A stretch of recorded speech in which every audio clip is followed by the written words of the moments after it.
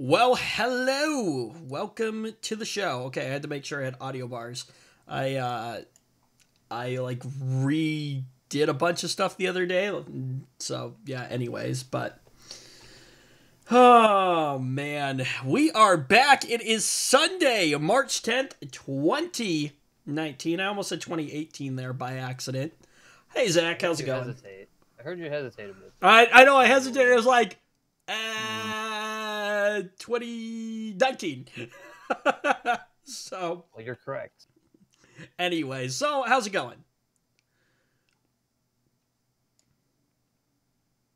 Okay, maybe Zach didn't hear me. I said, how's it going? I said it's going on. Oh, okay. I totally didn't hear you at all. Like, there was just nothing. So, but yeah. So, we are going to try to keep the show kind of short this week. So yeah. And, so updates here real quick, because we always do update time right before we start the show. So, the microphone that I'm using, for like audio and stuff. So after like, oh man, how many years has it been? After like 2 or 3 years, it is finally shock mounted like it probably should have been originally. So, that means that like me bumping the desk won't like probably affect it a ton anymore. So that'll be kind of cool. But anyways, yeah. So, shall we hop into topics for this week? Sure, why not? All right. So we talked about this a couple weeks ago. Passwords are annoying as crap, but the other day the Worldwide Consortium, or W3C, approved WebAuthn. I think that's how you pronounce that, which is a new authentication standard that aims to, get this, replace the password as a way of securing your online accounts. Okay. Yeah. I'm listening. So it was first announced last year, and WebAuthn, which basically stands for Web Authentication, if you couldn't figure that out already, is already supported by most browsers, including Chrome, Firefox, Edge, and Safari. Wait, Edge still exists? I thought it was basically Chrome, and it was now just rebranded. Anyway, its publication as an official web standard should pave the way for wider adoption by individual websites. So at its core, WebAuthn is basically an API that allows websites to communicate with a security device to let a user log in to their services. So you need a piece of hardware to do this? I believe so. The security device can range from a FIDO security key that you plug, or that you simply plug into a USB port on your computer, to a more complex biometric device that allows for additional levels of verification. So we're basically bringing, like, Touch ID to your computer now. I mean, that's fine, I guess. I don't know. So, oh joy, the dog got up now. Anyways. Go lay down. Anyway, so the important thing is that WebAuthn is more secure than the weak passwords people end up using for most websites. And why is that? Because most people use the simplest password they can. Well, yeah, because of like password constraints and all that stuff. We talked about that the other day. Where it just gets to this point where it's just way too complicated. And it's like, really?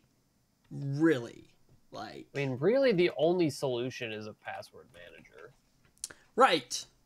But those cost money. Sometimes. Not necessarily. Sometimes. I still don't use one because I just can't be. Right, I can't be bothered either. That's the problem. So, but I should probably be bothered, but right. Well, so here's the thing with this. It's it's going to eliminate having to remember either complex passwords or passwords that have a bunch of strings of characters in the first place and all that stuff. So, but now that the standard has been approved by the W3C. The next step is going to be for websites to integrate the standard. Dropbox was one of the first to do so last year, and Microsoft did soon after as well. The password isn't on its last leg just yet, but after the announcement the other day, WebAuthn is one step closer to being a viable alternative. So,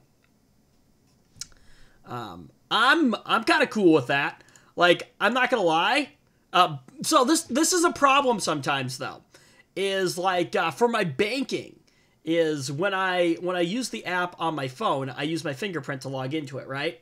And then when I want to look at it on my desktop, I have to remember what my password is, and often I forget it because I never have to type my password in. Usually, because I just use it on my phone. And you know what 90% else of the happens time. is browsers remember passwords, and then people think they can just forget the password because the computer has it saved. Until you reinstall that browser, of course.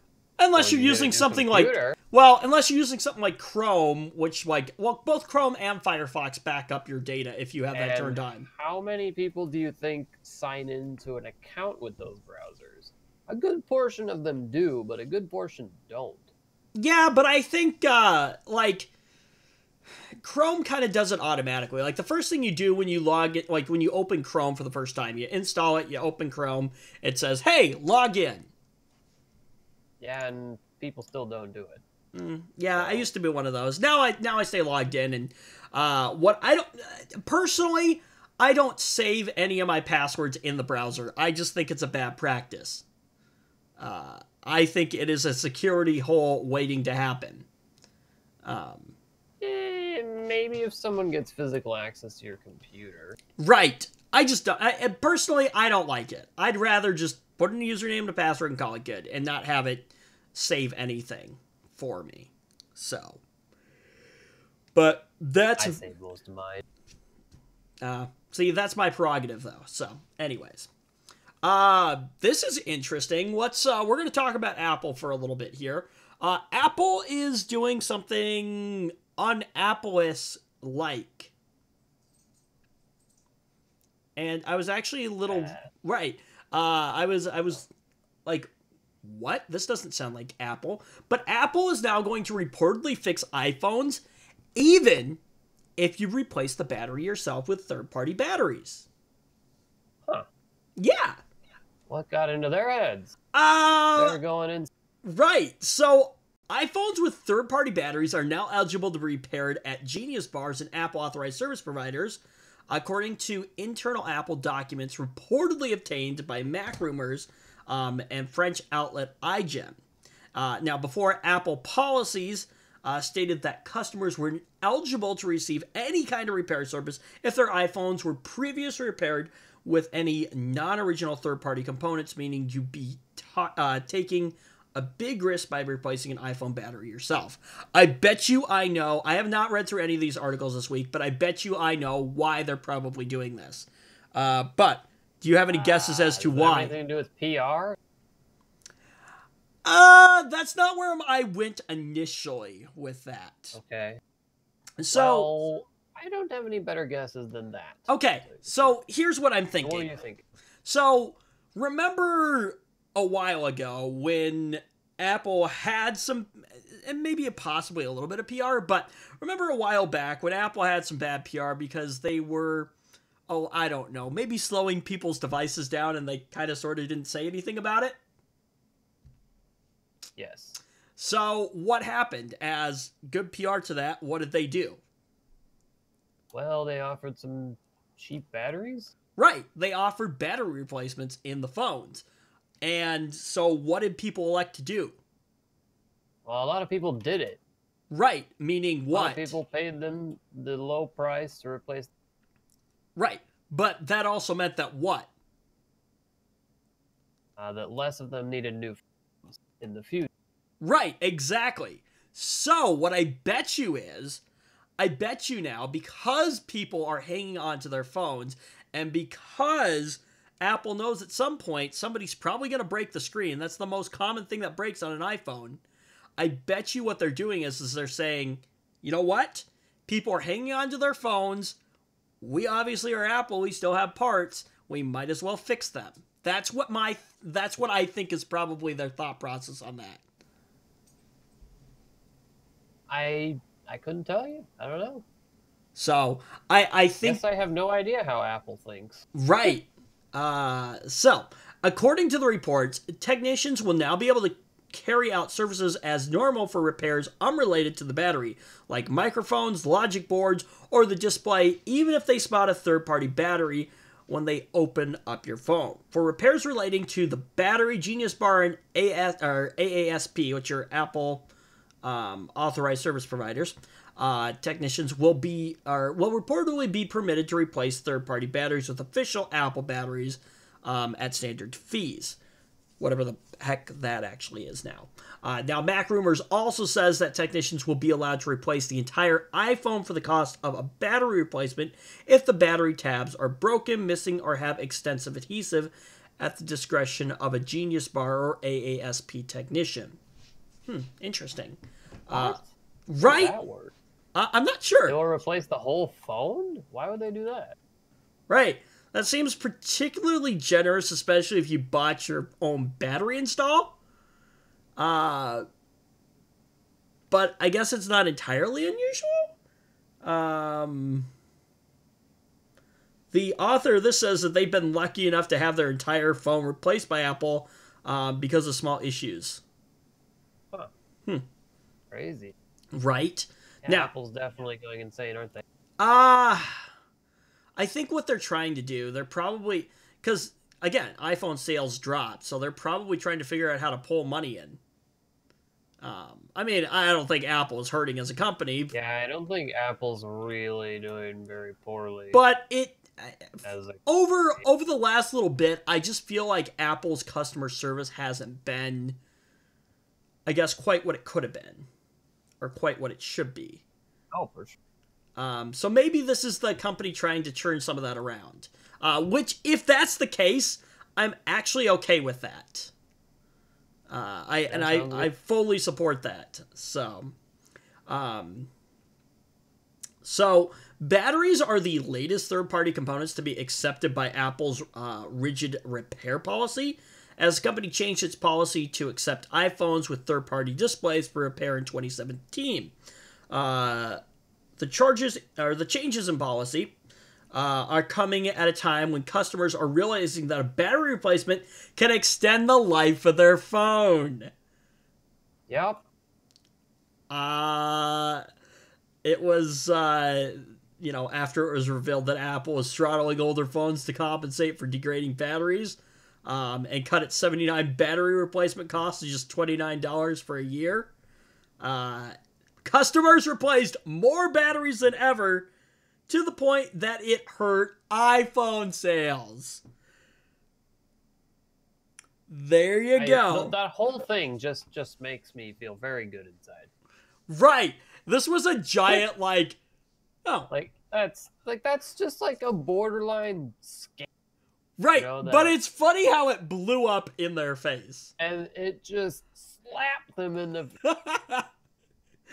like, boom! Despite Apple and other major tech companies' resistance to the Right to Repair Act, which would require them to make it possible for customers to repair devices on their own without penalties, users are continuing to fix their own devices anyhow. Well, yeah. Sometimes the risk is worth the reward. Now, companies like iFixit offer DIY battery replacement kits for as low as $29, and Apple's new policy of opening up repairs to phones with third-party batteries is a consumer-friendly move. I totally agree with that. Completely agree with it. Shocking coming from them. Right. So, I wonder what would happen if, somebody from... So...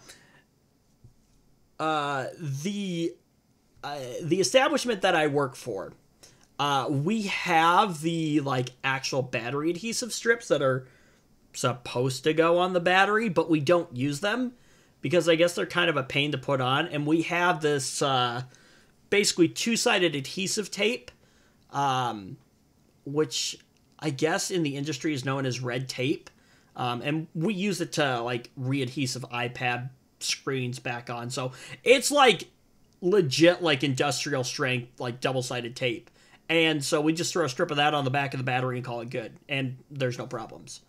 So Apple adhesives the crap out of their batteries. So I wonder what would happen if Apple opened up a phone that we had worked on for somebody, and because it said, remember, like missing adhesive strips.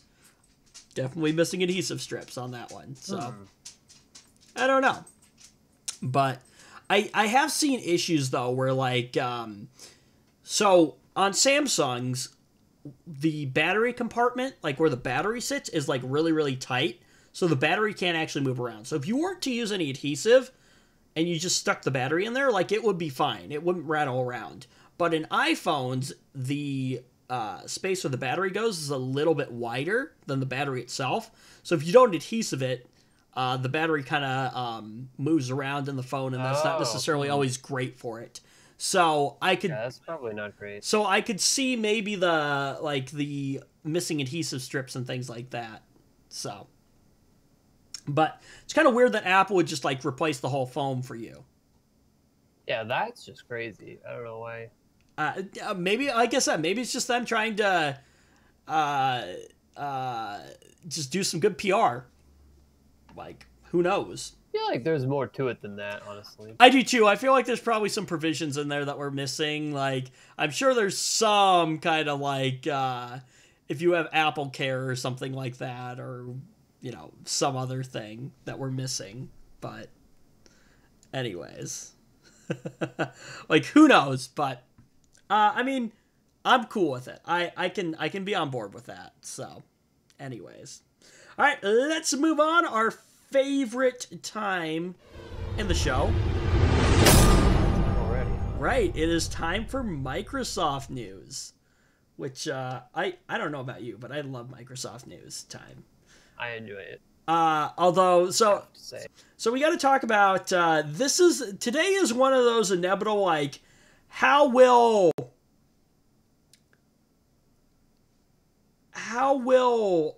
Microsoft inevitably screw this up? Oh yeah, I mean, we have a lot of them. Right. But hold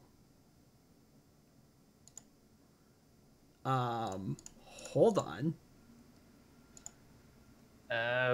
What? So, basically, I linked the wrong story in the document this week. So, give me just a second here. Microsoft open sourced its calculator app on GitHub, by the way. So that's a thing. That'd be it. Oh, okay, so here we go. So how will Microsoft inevitably screw this up? Okay, so, there's a little thing called a Chromebook, right? And what does Chrome run? Or what do Chromebooks run? They run Chrome OS. Right. Which is itself based on Linux. Oh, really? Okay, cool. I didn't know that. I'm almost certain of that. That makes sense. And so... Yeah, it makes a lot of sense, especially since Android is... Right. Which is also a Google... Right. But you can't run full, like, Play Store apps on... or can you? On... Chrome OS. Yeah, on Chrome OS. I don't know. I haven't played with it enough. I don't know. I'm sure you can, but I haven't either, so I might be talking... Might be blowing smoke out your rear end. Anyway. So, I thought Microsoft kind of tried to hop on the whole bandwagon of, like, portable,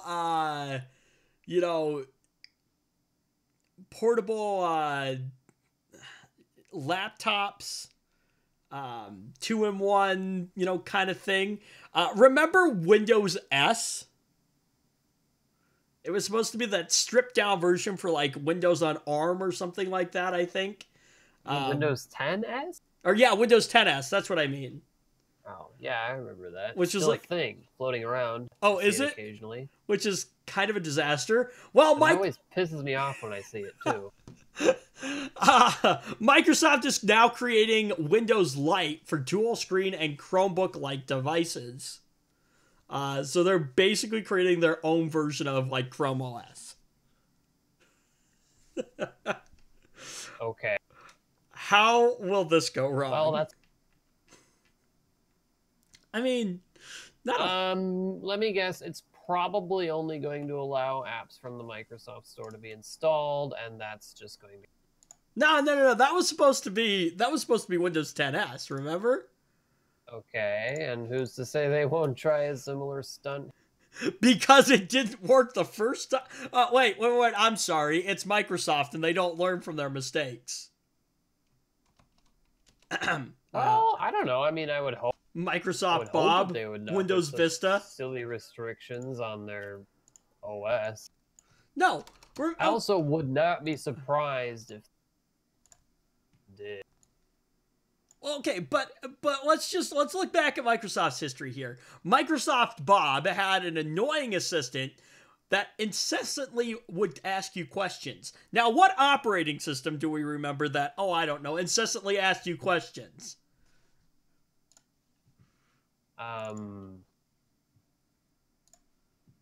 Vista. I don't know. Vista. Oh, Vista. Right. Okay. Yeah, the operating system that I would ask you, like, that one went over my head. Are you sure? Are you sure that you're sure that you're sure?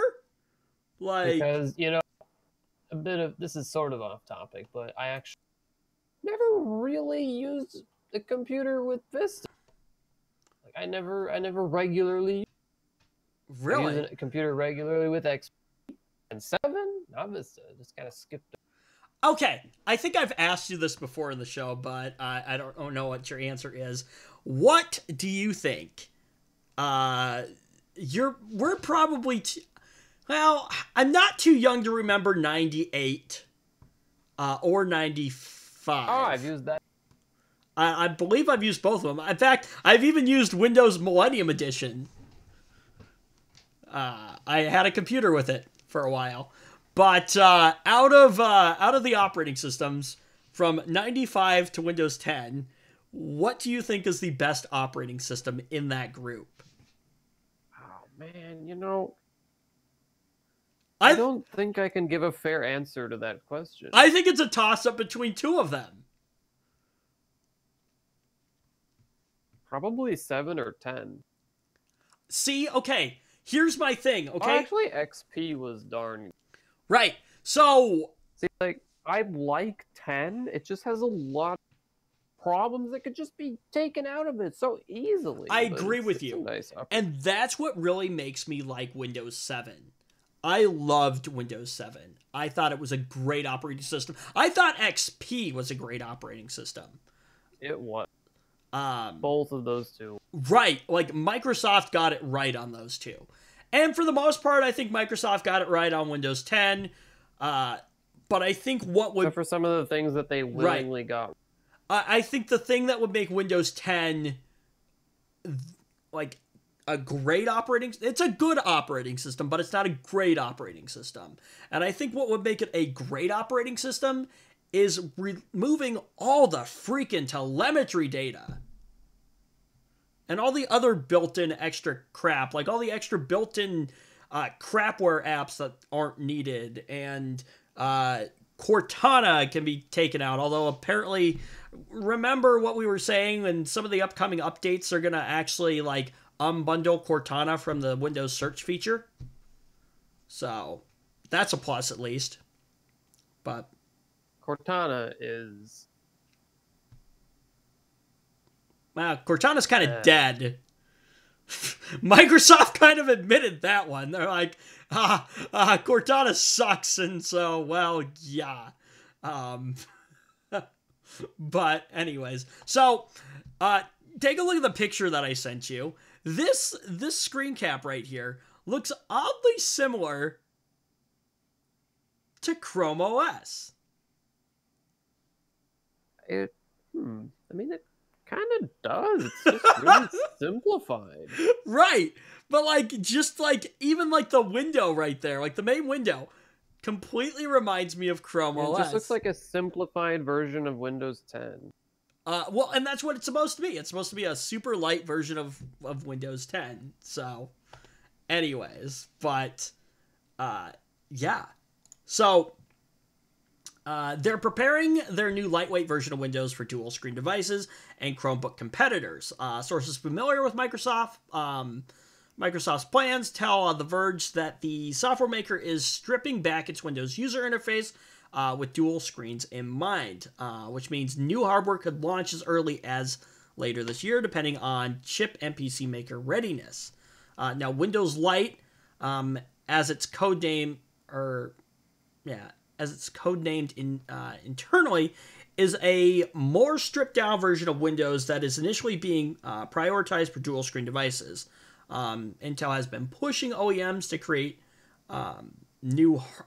this new hardware category, and machines could appear much like Microsoft's Courier concept dual screen laptops or even foldable displays in the future. I feel like that's going to be a new thing. Like Samsung's already talking, like they released like 2 more like either concepts or planning to release 2 more foldable phones, I guess. So, but anyways, I don't know. Foldable phones are kind of like the new thing. So, Not yet. Either way, Microsoft wants Windows to be ready for PC makers to take advantage of it. Microsoft has gradually been creating a new composable shell or C shell, and Windows Core OS, a more modern version of the existing Windows shell that powers many parts of Windows 10 today. Parts of this Windows Core OS are now powering hardware like the HoloLens. HoloLens? Is that what it is? HoloLens 2? And Microsoft's upcoming Surface Hub 2X. Interesting. The Windows Lite interface will be similar to Microsoft as it exists today, but it will be more of a blend of what Microsoft does with its Surface Hub shell and the limited functionality of its Windows Phone Consortium user interface. Interesting. Windows Phone. Lovely. Right. Let's see. Anything else good in here?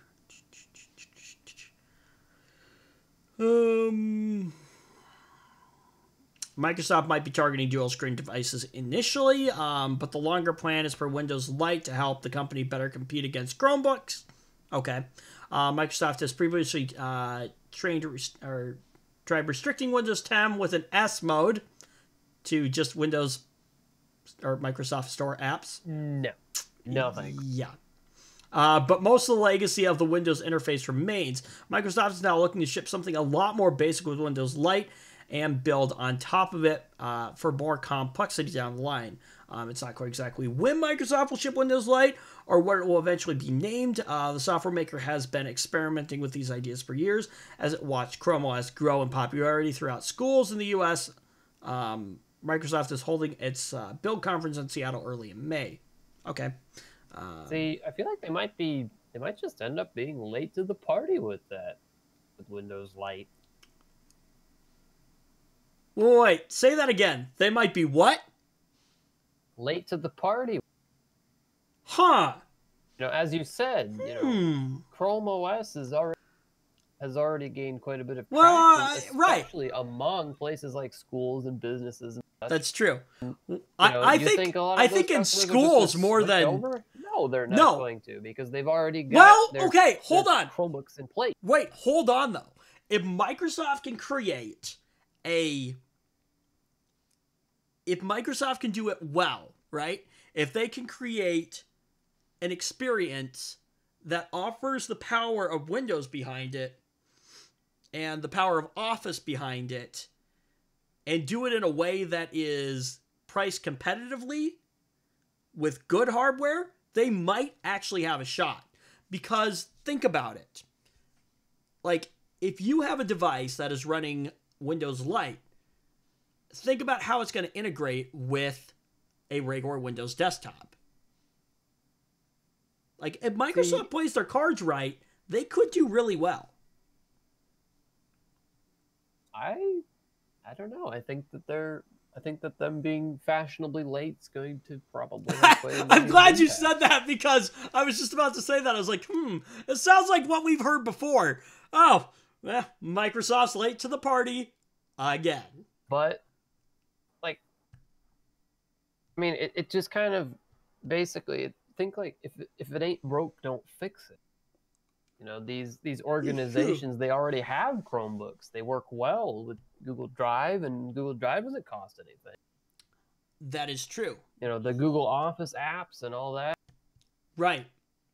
I think if that's working for them, why change? And again, I haven't played with a Chromebook, but one thing that I can see is that does a Chromebook work when it's not connected to the internet? Because believe it or not, that still is a thing sometimes. That's true. I mean, yeah, that's true, but I don't. I guess I question. Because think about it like this. So I'm already looking at the screen cap. It's got Outlook, Word, Excel, PowerPoint, OneNote.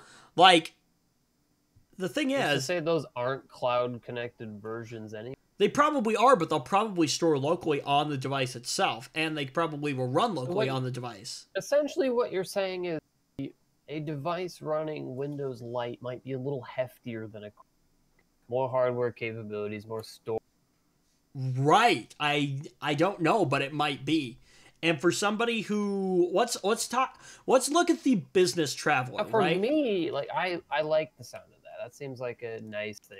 Right. But let's look at the same time. I would just think of a PC at that point.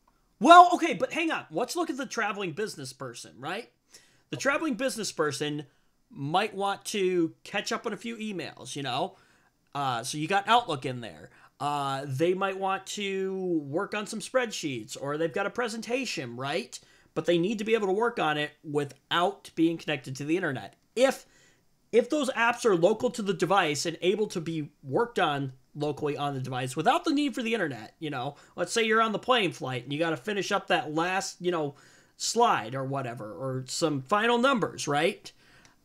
This I could see being a small form factor, light and easy to carry around device for somebody who doesn't necessarily need all the power of a full Windows machine. That's why I said, I think if Microsoft plays their cards right on this, they might actually do okay with it. I mean, sure.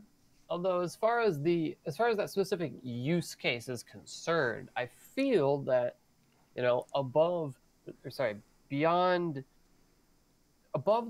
range of a Chromebook, I don't feel there's any middle ground left. It's like, you know, you got a Chromebook, and then up a notch, and you got a decent mid-range laptop. You know, where would this theoretical device slide? I'm not sure. I mean, it could maybe slide in with the high-end Chromebook and offer an alternative there, which might be a compelling alternative for some people. But personally, just buy a laptop. Well, I think the that's higher-end Chromebooks right. are in the $500-600 range, aren't they? Like, you can buy a nice, lightweight, slim, like 13-inch laptop for that. That is true, but maybe you don't need all the features of a. See, here's the thing too. You have to think of it. If you're not going to use all the features, you might as well have them. Okay, but here's the thing. Here's the thing. We think way differently than the average consumer does, because we're like, heck, give me the power behind it. Give me the features. That's how we think. I just don't understand why someone would pay the same price and they would say how many features this device has and this device has, and they will. Of course, they're gonna pick the one with more features. Okay, even if they won't use all of them, it's the right. same. But hang on. Here's the thing. Here's the thing with this, right? Okay, and if I offend somebody, I am sorry, but average consumers are stupid. Of course they. The average consumer is stupid. Literally. Let me ask you, okay? If you were in a retail job, right? And your job, okay? And I'm speaking specifically you, Zach, okay? You're in a retail job. Your job is to sell laptops, right? And you're going to make a commission off of, you know, the laptop that you sell, right? And obviously, the more expensive it is, the more commission you make, okay? Average Joe Schmo comes in ask for a laptop, are you going to try to sell them probably on something that, and I don't know. Are you going to sell them on something that meets what their needs are? Or are you going to sell them on something that is going to be more expensive so you get a better commission? I mean, probably the nicest laptop I can justify for them. Okay, so you're going to be one of those guys. But I don't know. I don't want to be that evil. Right. But what I'm saying is if somebody comes into you, okay? Here's another thing, right? Same scenario. Let's take commission out of the deal though, right? Somebody comes to you and asks you, I want a good computer, right? You're going to sell them on whatever it is that they're needing, right? But they're going to trust your recommendations because they're asking you. You're supposed to be the expert in that. They are stupid. That is why they are asking you. Versus us, where if we walk into an electronics store, the guy behind the counter says, hey, can I help you find something? No, I know exactly what I want. I know exactly what I'm looking for. Yes. And this is often my issue when I walk into retail stores like that, is I will say this. Sometimes the people working there actually know what they're talking about. But it feels like more than often not, I know more than the person trying to sell me something. When it comes to something like going in to buy like a laptop or something. I don't know. Do you feel that way? I haven't shopped in person for a laptop in a very long time.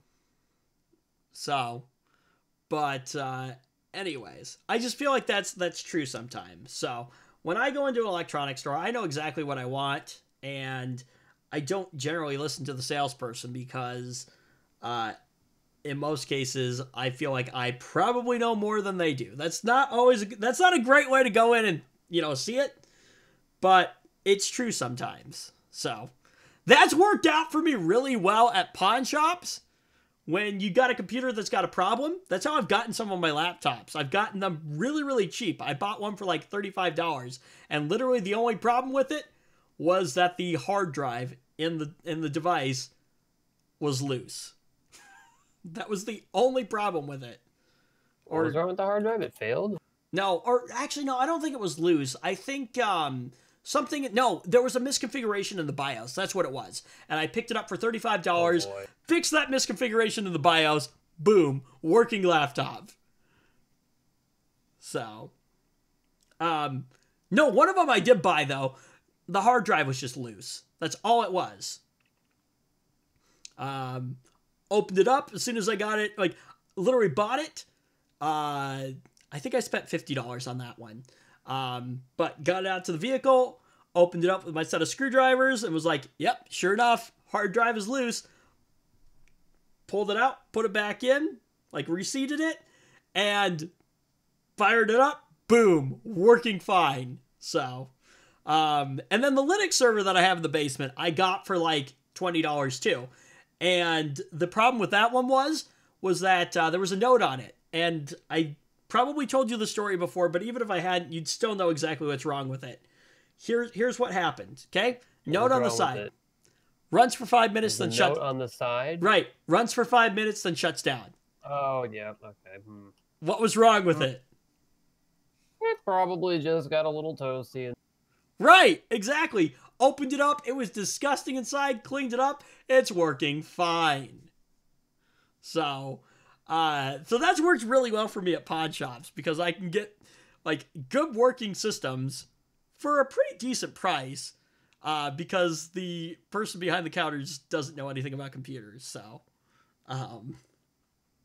which is great. A little bit of knowledge goes a long way. Anyways, more Apple news. Okay, now we get to make fun of Apple. Zach, you ready? Great. So Apple has quietly addressed FlexGate. Issues with MacBook Pro redesign. I feel like Apple has had problems with bending, like devices bending for a while. Let's see. There was the iPhone 6. Actually, I think it was the 6 Plus. where people were literally snapping them in half. Then there was the iPad, remember, that would like have a slight curve to it. And now apparently the MacBook Pro. So last year's MacBook Pro may have solved the Fluxgate issue that some users... Oh, okay. That some users reported with MacBook Pros produced from 2016 onward, reports iFixit. The 2018 MacBook Pro uses a display cable that's 2 millimeters longer than its predecessor, meaning it's under less strain as the laptop is opened, potentially reducing its failure rate over time. Interesting. Although It's almost like the obsession with thin leads your devices to be less than optimally built. Right. Although Apple has never acknowledged the design issue, multiple owners of MacBook Pros have reported experiencing Fluxgate symptoms. The problem appears to stem from the fact that the laptop screen display cable is pulled taut around the edge of a controller board as the machine is open and closed throughout the course of normal use, causing the display image to degrade over time as the cable wears. At first, these screens will show a straight stage light effect across the bottom edge, and eventually they'll fail completely once the laptop is closed past 90 degrees. Oh, great! So the cable costs you $6, but it's soldered onto the laptop screen. Are you surprised? No, I'm not surprised at all. No, you're not. Of course you're not. If it fails, you have to replace the entire screen at the astronomical cost of around, any guesses, Zach? $500. $700. Hmm? 700. You know, I was like highballing it there, I know. and you still managed to get. That is according to iFixit. Apple has not changed this element of the design between the two models of laptops, meaning you'll still have to replace the entire screen if Apple's design changes haven't solved the issue. That's inexpensive freaking screen. And that's from iFixit.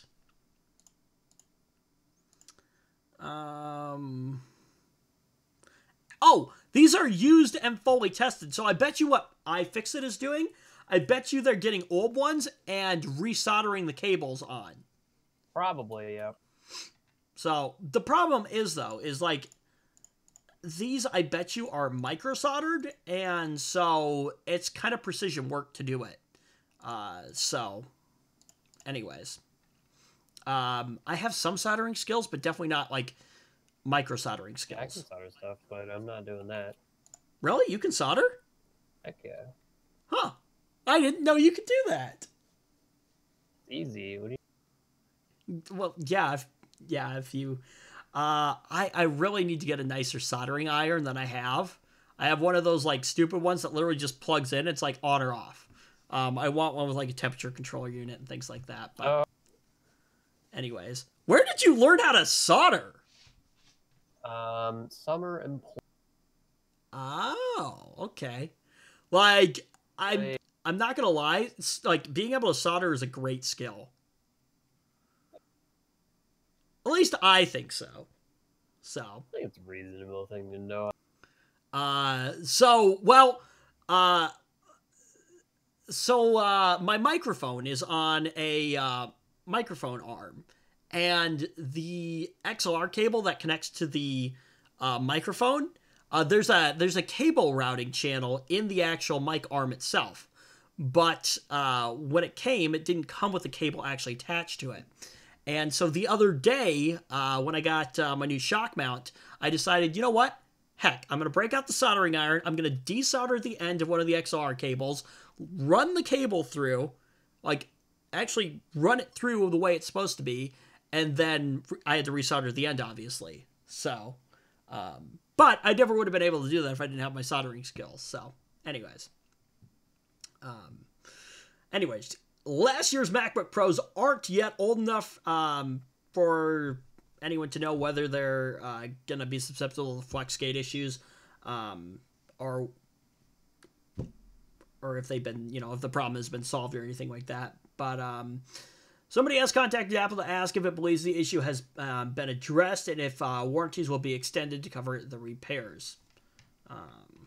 Apparently there's no answer yet, at least not in this article. So, yeah. Excuse me. We'll talk briefly about that in just a minute here. Okay. Quick rapid fire story real quick here. So JetBlue held a contest that dared Instagram addicts to delete their pictures to fly free for a year. Do what? So basically, JetBlue held a contest that said, okay, Instagram addicts, delete all your pictures and then upload a picture that like promotes like JetBlue basically. And then they would give you a chance to win free flights for a year. Okay. Well, almost free flights because you still have to pay like taxes and fees and all that stuff, but heavily discounted, fares on flying. So, anyways, I thought that was kind of an interesting story, but yeah. All right, we're going kind of off script on this. So YouTube is going to be disabling comments on most videos of kids because of pedophiles, Zach. What? What? Really? Oh, whatever. I don't. So this doesn't affect me, but no. But it is actually affecting. And this is somewhat old news because this has been going on for a while now. So basically, YouTube ran into problems where people were posting in the comment section timestamps in videos that contained, images of minors, whether it was right. them with their shirts off or basically essentially turning YouTube into kind of like a softcore porn site. And the problem is that big national companies' ads are being served on these videos with... Why do that on YouTube? Come on. That's not rocket science. With those comments. And so, basically, obviously, these national corporations are like, well, we don't want our ads running on those videos. So it has created a huge nightmare for YouTube to figure out what they're going to do. So basically, it sounds like what they've decided is to basically just disable comments on any videos that feature kids. So yes, this is probably our cue that they have no idea what to do about it. Okay. I wonder if, I bet you YouTube, I think, is probably working on a solution to it in some way. But, like, obviously, how many hours of content is uploaded to YouTube, every minute, right? Or even every second, right? It's not feasibly possible for a human to monitor all comments. And machine learning is only so good. So I think it's just kind of a general, like, let's just get rid of the problem. I think their solution was to just say, okay, video has kids in it, boom, no comments, done. Not a problem anymore. The problem... the old nuke it from orbit routine. I love it. The problem becomes, however, though, for content creators that rely on the income sometimes from those videos that are sometimes featuring the minors in them. Let's look at like a family that's vlogging who has young kids. So this is an interesting dilemma that YouTube has going on right now. So, but yeah, YouTube is going to be taking a stronger action to prevent predatory comments posted on videos of children. According to a blog post, YouTube will suspend comments on videos that feature minors that could be at risk of attracting predatory behavior. The measure is designed to prevent predatory commenters from gathering in the comment section of such videos. So,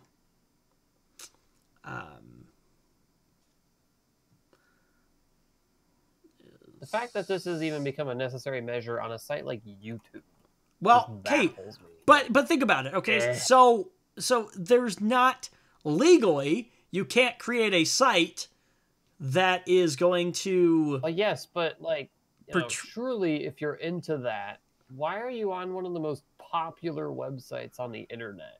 Like- because it's one of the most popular websites on the internet and it contains softcore. I mean, that's true, Content. but also, you know, aren't there sketchier websites for people like? what I'm trying There to probably are. There probably are, but like think about it. YouTube is free. It's right there in the open, and you know, it's probably less of a risk for some people who just want to get a high real quick and call it good. You know what I mean? Or, well, I don't know if high is the right word, but get off, I guess. Yes, So, that's probably what we're. But like, I don't know. I mean, I won't even try to understand it. we'll just roll with it. Whatever. I don't care. so yeah, so YouTube is continuing Not to gonna double affect down. me Right.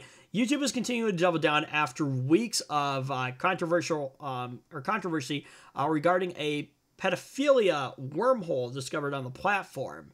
A few clicks on a video result for search terms like bikini haul that would produce a recommended section of, you know, suggestive, provocative, and disturbing videos of minors in them. Many comments left on those videos were correctly called out as predatory and encouraging pedophilia. Let's see. Some of these predatory videos had ads running over them, and those companies were not happy with YouTube once they found out about this controversy. Of course. So that's where the whole problem. Like, okay, there's a problem with people using YouTube as a softcore porn website, but obviously national chains do not want their brand associated with things like this. So that's another issue right there. So yeah, I don't know. See, I'm torn because, I mean, advertisers are the scum of the earth, and anything that makes them unhappy is almost universally a good thing, except for this. Right. Yeah. So But and like I said, advocate kind of right. take their side. And like I said, this is not great for content creators who have minors in their videos that are, again, relying on the income from those videos. Excuse me. You know, like I said, the family that vlogs that has let's be honest, there are people who are making a legitimate living making videos on YouTube that are relying on that ad income that's coming in sometimes. Hopefully they have other channels of income, but still, like, losing one source of income is or can be devastating. And so, you know, but it's sad that it's a thing, but it is a thing, and we'll see how YouTube reacts to it. But right now, basically, what they've said is no comments. So, anyways, which I don't know. Maybe that is the way to go, because if there's no comments, obviously the comments can't be, you know, featured there, and the ads are still able to run. People are still able to watch the videos, and hopefully the content creators are still able to at least pull the ad revenue from the videos, but you lose the interaction of the community too. So, you know, that's not always great either. But anyways, so we'll see what happens with it, but it's an unfortunate thing that's actually going on right now. So, but like you said, why even, right, Zach? Why even?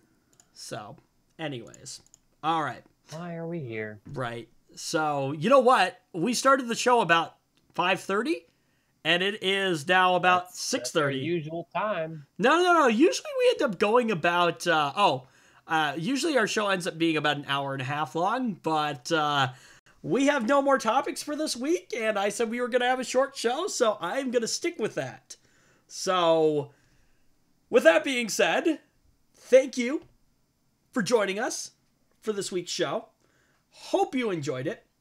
And with that, I have nothing else. So, thank you for joining. Like if you liked, dislike if you didn't like, comment, all that fun stuff down below. Anyways, yeah, that is going to do it for this week, and we shall see you next week here on The Ram Show. Bye!